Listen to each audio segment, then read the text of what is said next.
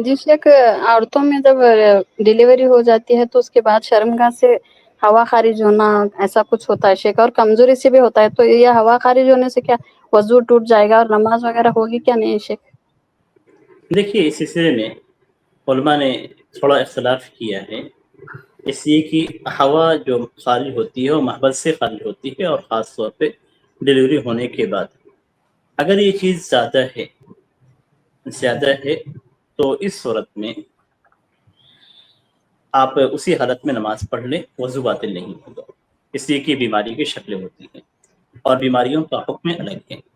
लेकिन अगर थोड़ा बहुत है, कभी कभी खारिज होते हैं, तो इस सूरत में आप नमाज को लौटाएं।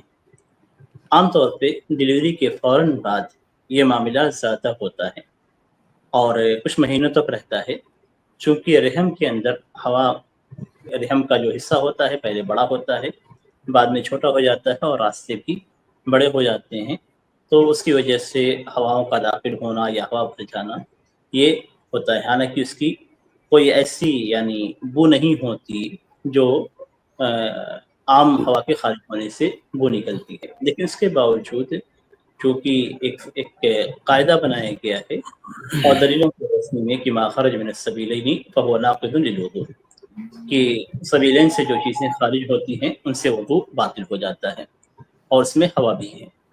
तो बेहतर यही है कि अगर कम है तो इस सूरत में दोबारा वज़ू किया जाए, और अगर बीमारी की शक्ल है और बहुत ज़्यादा है, आमतौर जी पे होता है कि बहुत ज़्यादा ही रहता है, यानी सजदे में जाते हुए, सजदे से उठते हुए और हर यानी हरकत पे, रुकू या सीधे होने की हरकत पे इस तरह की चीज़ें हो जाती हैं, तो अगर ये चीज़ें ज़्यादा हैं तो फिर इस सूरत में इसी हालत में नमाज़ पढ़ें और वज़ू बातिल नहीं होगा।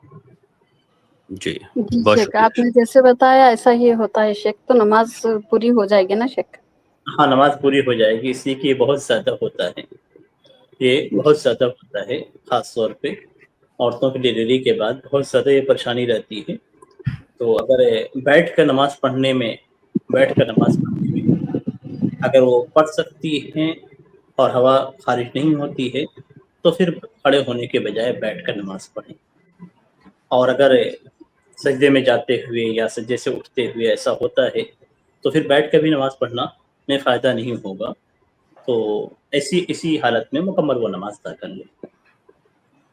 जी, शुक्रिया, जी, जज़ाकल्लाह खैर। अस्सलाम वालेकुम बारक रहमतुल्लाह।